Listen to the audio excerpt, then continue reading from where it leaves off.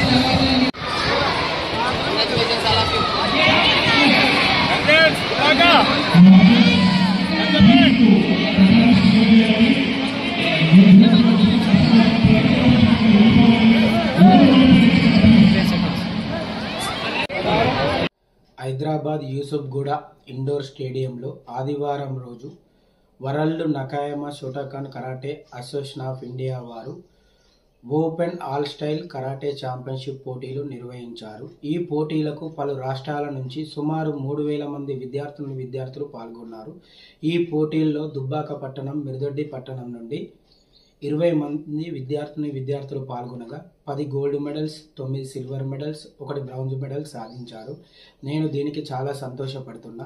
ఇక ముందుగిన గవర్నమెంట్ ప్రోత్సాహం ఉంటే ఇంకా ఎన్నో పథకాలు సాధిస్తామని కోరుకుంటున్నా. అలానే బయట సమాజంలో చూస్తున్నాం, మహిళలపైన ఎన్నో అత్యాచారాలు జరుగుతున్నాయి. అలాంటి అత్యాచారాల నుండి మహిళలకు తనకు తాను సొంతంగా కాపాడుకోవాలంటే ఆత్మరక్షణ విద్య కరాటే ఎంతో అవసరం.